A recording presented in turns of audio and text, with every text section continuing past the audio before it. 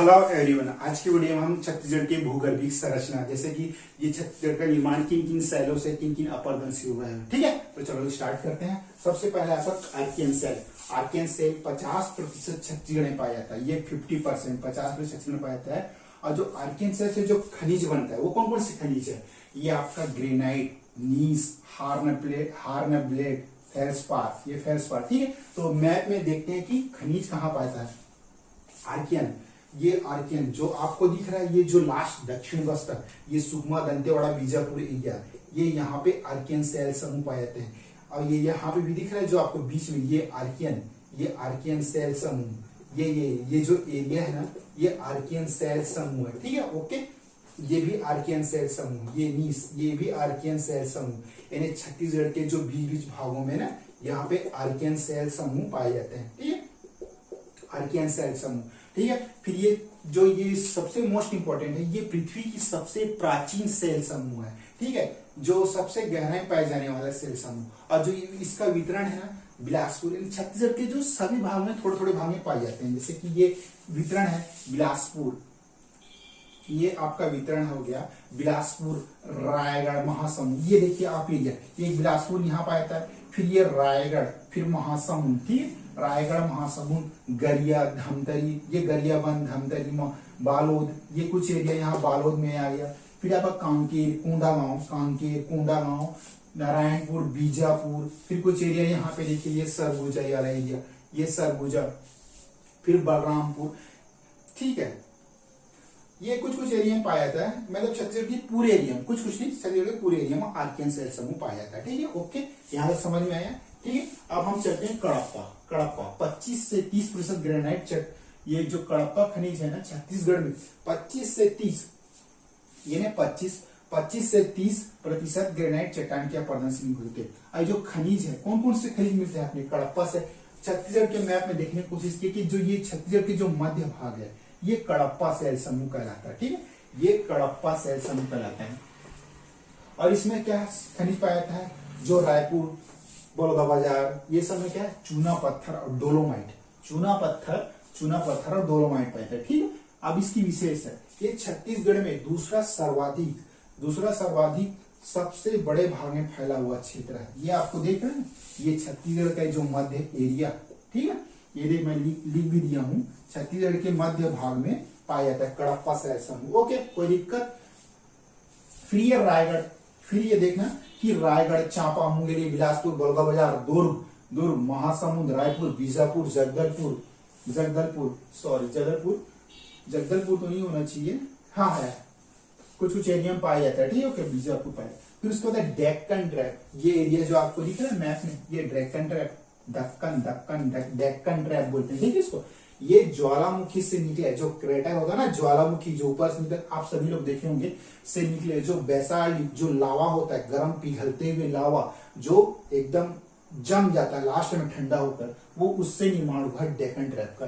ये देखिए, ये डेक्कन ट्रैप का एरिया कहाँ से है? ये जो मैकल पर्वत श्रेणी जो देख रहे हैं आप लोग, मैकल पर्वत श्रेणी, राजनांदगांव एरिया, कवर्धा एक वृष्टि छाया प्रदेश है। ठीक है, तो जो ये एरिया यहाँ तक का होता है डेक्कन ट्रैप। और इसमें जो सबसे महत्वपूर्ण खनिज कौन सा है? इस एरिया में बॉक्साइट होता है। वो देखा ना, चिल्फी घाटी बॉक्साइट एरिया है, कवर्धा बॉक्साइट एरिया। ठीक है, वैसे बॉक्साइट तो यहाँ जसपुर पाया जाता है, लेकिन जो एरिया है डेक्कन ट्रैप, ज्वालामुखी से निकले बेसाल्ट युक्त लावा के जमने से निर्माण। ठीक है, तो खनिज बॉक्साइट, इस चट्टान से ना काली मिट्टी का भी निर्माण होता है। मोस्ट फैक्ट इंपॉर्टेंट है दोस्तों, देखिए जो कवर्धा राजनांदगांव एरिया है, वहां काली मिट्टी की मात्रा अत्यधिक पाई जाती है, तो इससे काली मिट्टी का निर्माण होता है। ठीक है, अब आते हैं अपन धारवाड़ धार, जो आप छत्तीसगढ़ के लास्ट दक्षिण बस्तर में चले जाइए, ये धारवाड़, ये जो दिख रहा है ना आपको धारवाड़।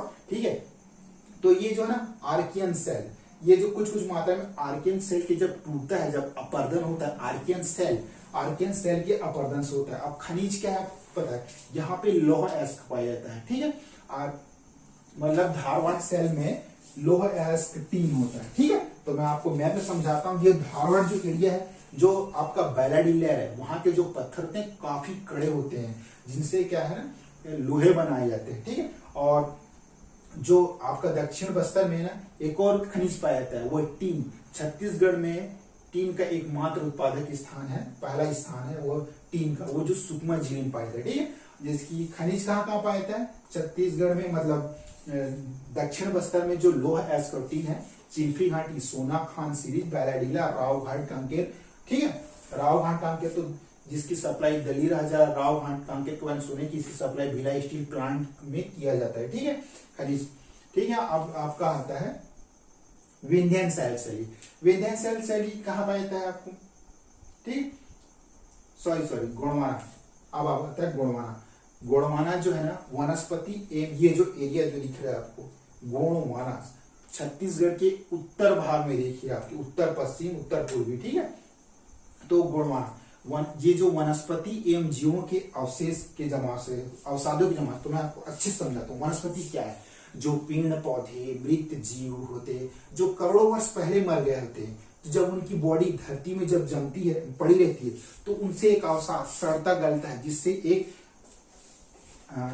एक अवशेष जन्म होता है। इन अवसादों के जमाव को ही हम के द्वारा ही गोंडवाना सेल का निर्माण होता है। जैसे इसमें खनिज क्या है? सबसे पहले गोंडवाना सेल में गोंडवाना मतलब ऊपरी भाग में कोयला पाया जाता है, जैसे कि सूरजपुर, बलरामपुर, कोरिया। ठीक है, तो परतदार चट्टान के इसको क्या उत्तर पूर्वी बघेलखंड पठार भी कहते हैं। ठीक है, कहते ही है बघेलखंड पठार। ठीक है, क्षेत्र पाती, जैसे कि कोरिया, सूरजपुर, बलरामपुर, सरगुजा, कोरबा। ठीक है, रायगढ़। ठीक है, ये जो एरिया जो दिख रहा है ना आपको, यहाँ सभी कोयला मिलेगा, कोयला, ये कोयला वाले क्षेत्र है। ठीक है, उसके बाद लास्ट आता है विंध्यन शैल शैली। ये कडप्पा शैल के अपरदन से छत्तीसगढ़ में कम मात्रा में पाई जाती है, कहीं कहीं पाई जाती है विंध्यन शैल समूह, जैसे कि कहीं कहा कि नर्मदा बेसिन क्षेत्र में पाई जाती है, कहीं कहीं पे ये नर्मदा बेसिन पाई जाती है। ठीक है, तो कडप्पा शैल समूह के बाद, ठीक है, ओके, कहीं कहीं पर विंध्यन शैल समूह, कडप्पा के अपरदन से छत्तीसगढ़ में कम मात्रा में पाई जाती है, तो जो नर्मदा बेसिन पाई जाती है। ठीक है, तो यहां तक समझ में आया। और मेरी यही कोशिश रहेगी कि आप मैप को जितनी अच्छी तरह से समझ सकेंगे तो आपको ये कॉन्सेप्ट काफी अच्छे से समझ आएंगे। अगर अपने माइंड में, दिमाग में अगर ये मैप बैठा लिए तो आपको ये जो चीजें है ना, ये इजी याद रहेगी। कौन सा बेसाल्ट है, कहाँ पे आर्कियन शैल समूह, कौन से एरिया में कडप्पा शैल समूह, कहाँ पे लेटेराइट मिट्टी पाई जाती है, कौन सी धारवाड़ है, कौन सी आर्कियन है, कौन सी गोंडवाना है। तो जो सारा खेल है ना, ये मैप का ही होता है। ठीक है, तो कोई दिक्कत यहाँ तक? ठीक है, तो ये छत्तीसगढ़ की भूगर्भिक संरचना। अब हम नेक्स्ट पार्ट में पढ़ेंगे छत्तीसगढ़ के आगे के। ठीक है, ओके, तो आज की वीडियो में बस इतनी।